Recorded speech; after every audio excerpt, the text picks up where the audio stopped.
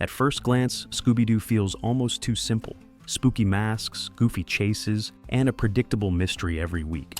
But behind that familiar formula was a show shaped by censorship pressure, tight budgets, and rigid network rules.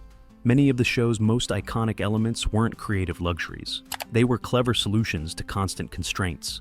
And the biggest surprise? The show's beloved star almost looked completely different.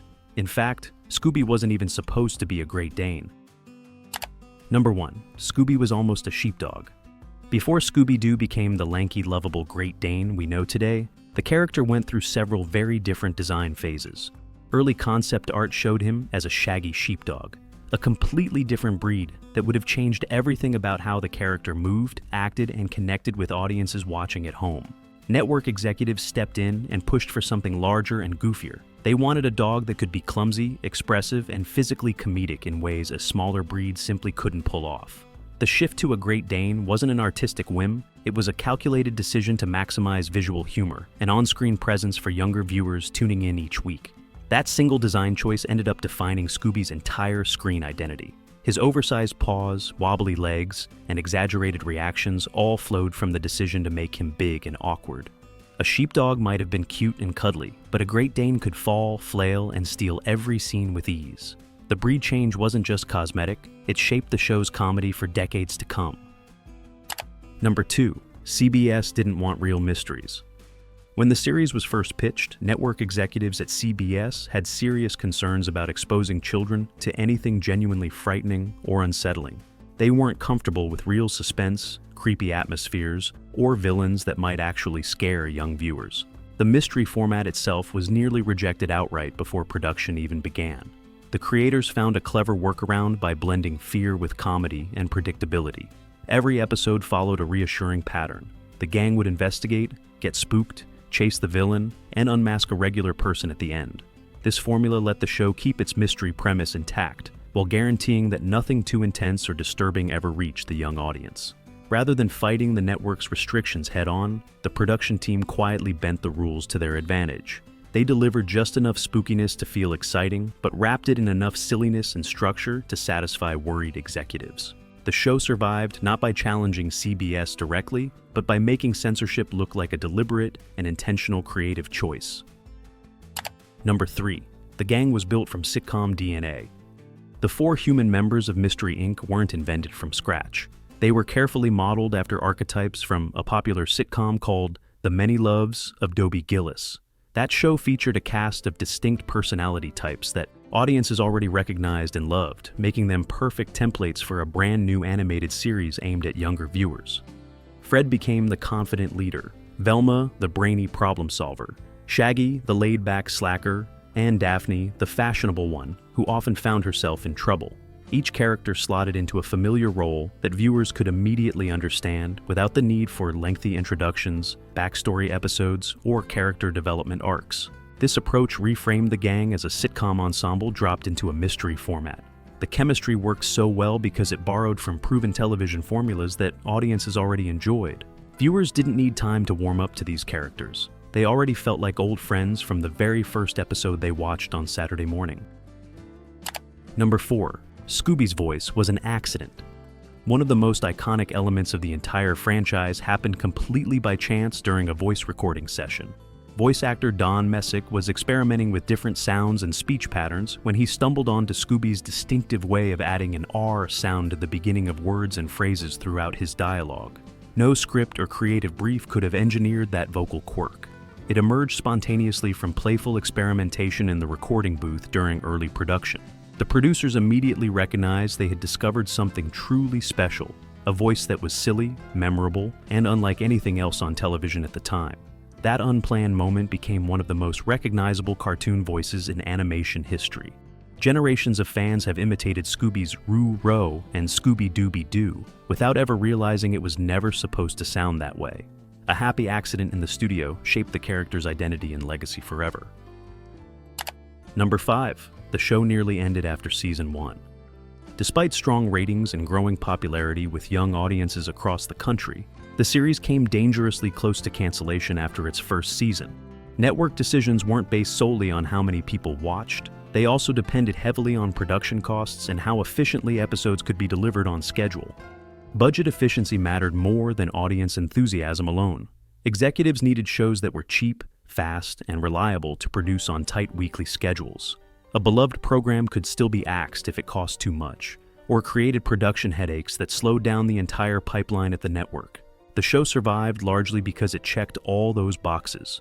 Episodes followed a repeatable formula, reused animation assets constantly, and required minimal creative reinvention from week to week.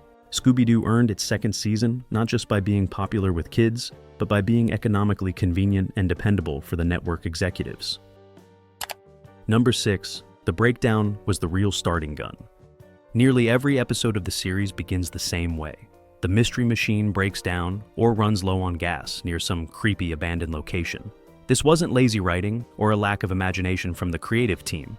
It was a deliberate structural shortcut that solved multiple storytelling problems at once and kept the production moving quickly and efficiently.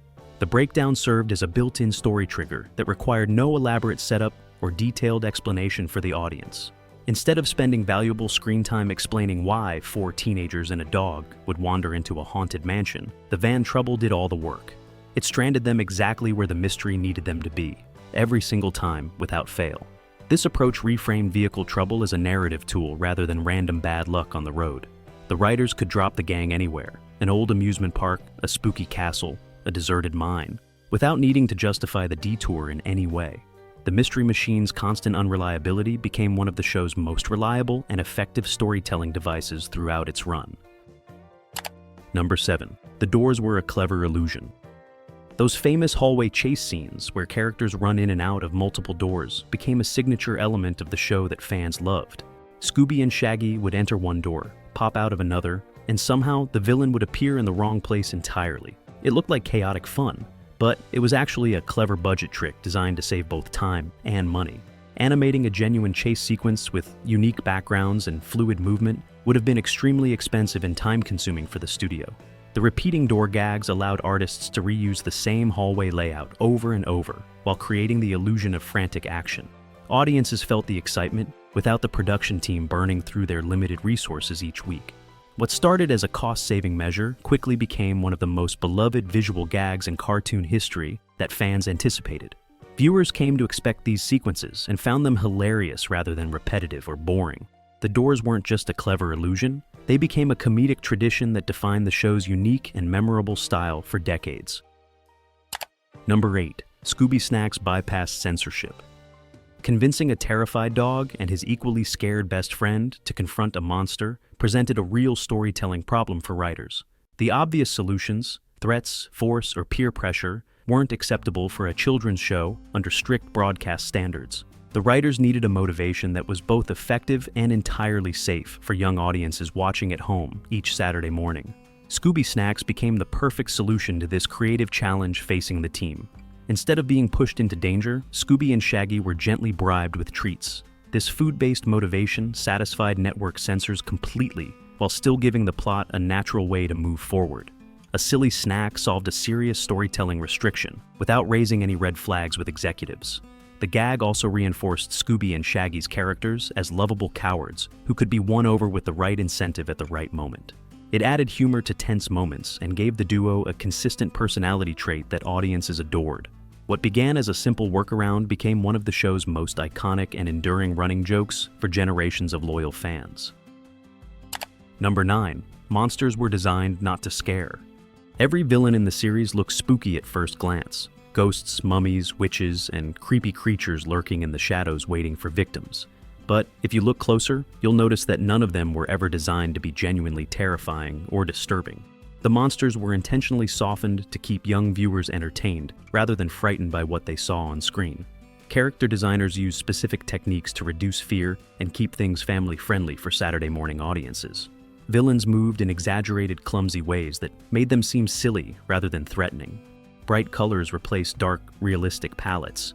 Even the scariest creatures had something slightly goofy about their proportions or expressions that undercut any real sense of danger. The result was spooky imagery that never crossed into genuine terror or left lasting impressions of fear on young minds. Kids could enjoy the thrill of a ghost chase without having nightmares afterward.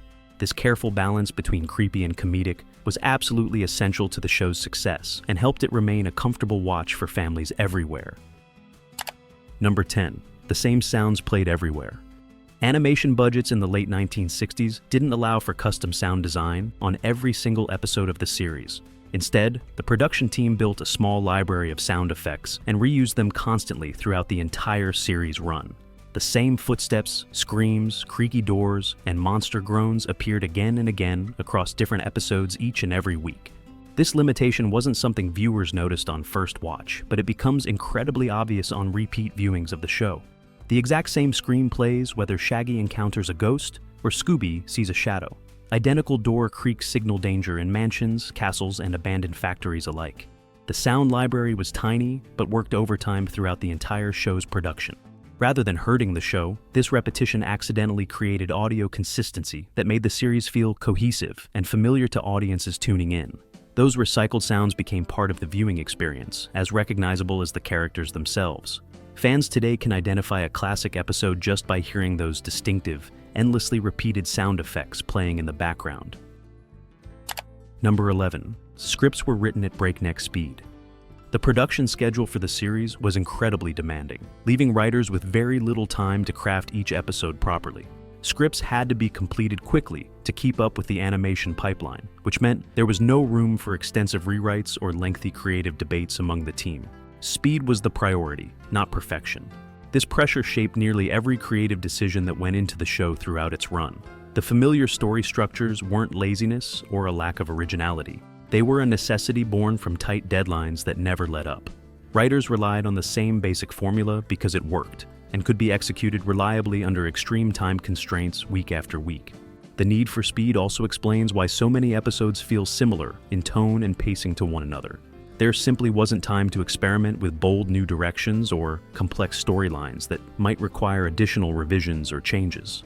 The formula became a survival tool that allowed the team to deliver episodes on schedule without burning out completely under the relentless pressure.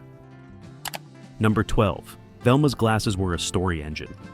One of the most recognizable running gags in the series involves Velma losing her glasses at the worst possible moment during an investigation.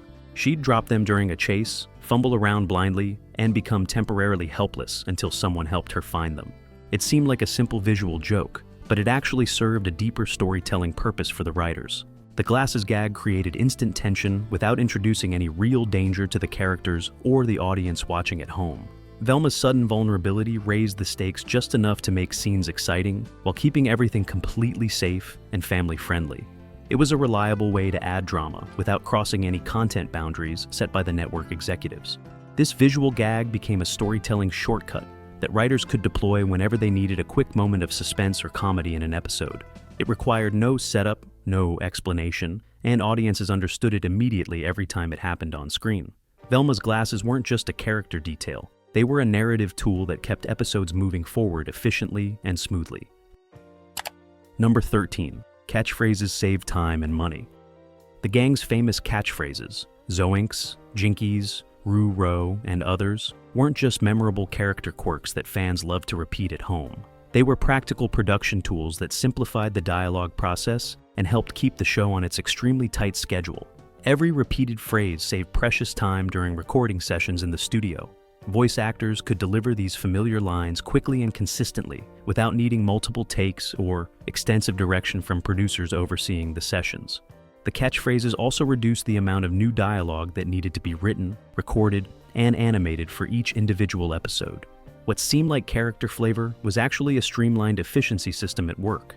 These lines weren't filler. They were carefully chosen production shortcuts that became iconic through repetition over the years.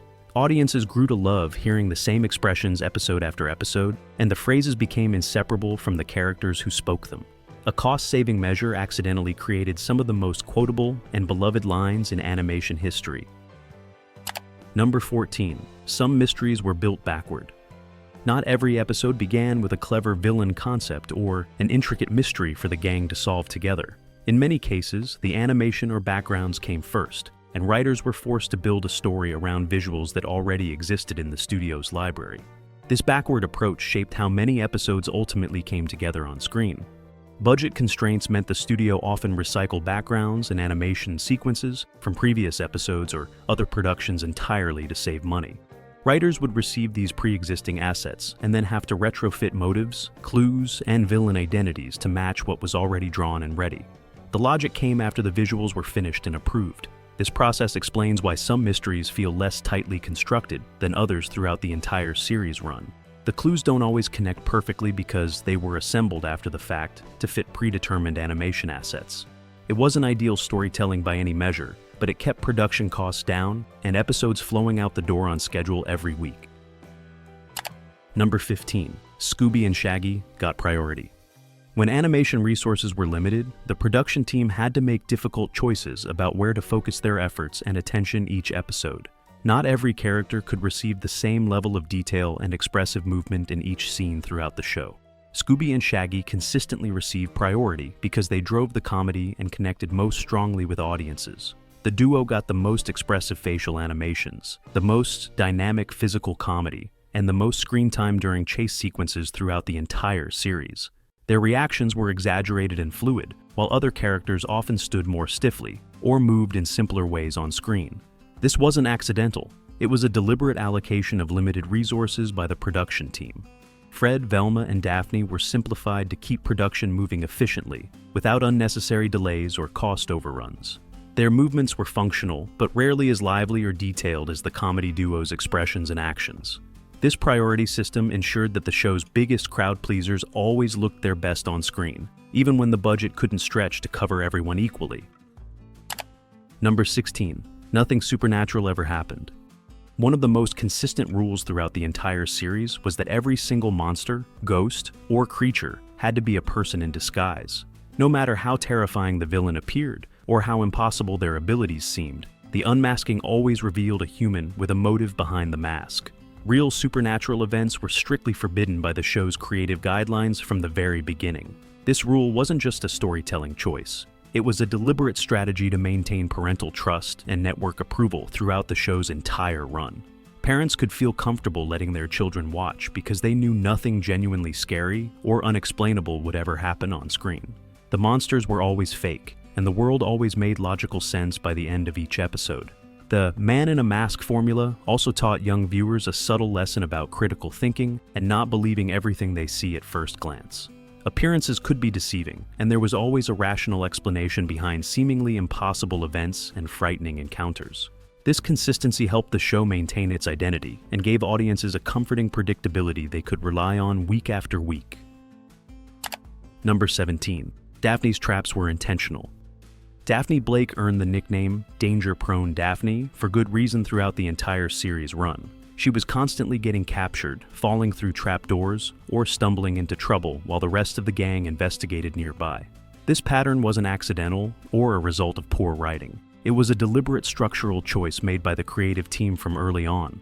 Her vulnerability served an important narrative function in each episode of the show. By putting Daphne in peril, writers could create tension and raise stakes without endangering Scooby or Shaggy, who needed to remain available for comedy throughout the story. Daphne's captures gave the gang something urgent to respond to, while keeping the tone balanced between suspense and humor. The reputation stuck with the character for decades and became an integral part of her identity in the franchise. Later versions of the show would address and even subvert this trope, giving Daphne more agency and self-defense skills to handle threats. But in the original series, her tendency to find trouble was a carefully designed storytelling tool that kept plots moving forward efficiently. Number 18. Every town was nowhere. If you try to figure out where the gang's adventures actually take place, you'll quickly realize that geography is deliberately vague throughout the entire series. Towns have generic names, landmarks are entirely fictional, and there's rarely any indication of what state or region the mystery machine has wandered into during each individual episode. This vagueness was completely intentional on the part of the creative team working on the show. By avoiding real places, the show remained timeless and safe for endless reruns across different markets and regions around the country. No location-specific details meant no risk of dating the episodes or alienating viewers from areas that weren't represented on screen. The deliberate erasure of geography also simplified production significantly for the studio and its artists. Writers didn't need to research real locations or worry about accuracy when depicting towns and landscapes in each episode. Every setting could be whatever the story needed it to be, without any constraints from reality getting in the way of the narrative or creative vision. Number 19. Fear was carefully dialed down. Watch the gang encounter a monster, and you'll notice something unusual about their reactions throughout the entire series. Even in supposedly terrifying situations, their fear responses are remarkably measured and controlled compared to real life. Scooby and Shaggy panic comedically, but nobody ever seems genuinely traumatized or deeply frightened by what they experience on screen. This emotional restraint was mandated by broadcast standards that governed children's programming at the time of production. Showing characters in genuine distress or terror could upset young viewers and trigger complaints from concerned parents watching alongside their children. The production team had to dial down fear to levels that felt exciting, but never overwhelming or disturbing for young audiences. The result is a tone that feels spooky, but ultimately safe for audiences of all ages watching together. Characters bounce back quickly from scares, nobody suffers lasting consequences from their encounters, and the overall mood stays light even during intense chase sequences. This careful emotional calibration helped make the show a comfortable viewing experience for entire families watching together at home. Number 20. The formula eventually backfired. The rigid structure that made the show so successful eventually became its biggest creative limitation as years passed by. Every episode followed the same pattern: arrive somewhere spooky, encounter a monster, investigate clues, chase sequence, unmask the villain. Audiences knew exactly what to expect every single time they tuned in to watch a new episode. This predictability made the series an easy target for parody and criticism from comedy writers and cultural commentators everywhere. The formula became so well known that it was mocked in countless other shows, sketches, and films over the decades following its original run on television. What once felt fresh and exciting had become a punchline about lazy, repetitive children's programming. Later versions of the franchise had to reinvent the format entirely to survive and attract new generations of audiences. Some added ongoing storylines, others introduced real supernatural elements, and many tried to subvert expectations in creative and surprising ways. The original formula built an empire, but it also created a creative prison that took decades for the franchise to finally escape from. Number 21. Scooby became the star by accident. When the show first launched, it was designed as an ensemble piece where all 5 main characters shared the spotlight relatively equally throughout each episode.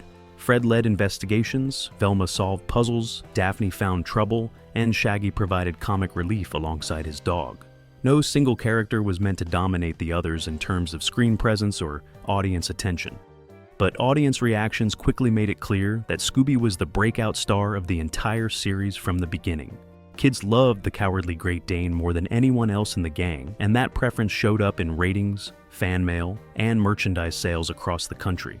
The network and producers took notice of this unexpected development and adjusted their approach accordingly. Over time, Scooby's dominance reshaped the entire franchise in ways nobody had originally planned or anticipated. His name came first in titles, his image led marketing campaigns, and spin-offs increasingly centered on his adventures rather than the full gang's mysteries. What began as an ensemble show became the Scooby Show, all because audiences decided they loved a clumsy, hungry, lovable dog more than his human companions. Scooby-Doo succeeded not because it was perfect, but because it adapted brilliantly under pressure. Tight budgets forced creative shortcuts that became beloved traditions. Strict censorship rules led to clever workarounds that defined the show's tone. Many of the elements fans love most, the repeating door gags, the Scooby Snacks bribes, the man in a mask reveals, were solutions to problems viewers never knew existed. Every constraint became an opportunity, and every shortcut became a tradition that defined the franchise for generations.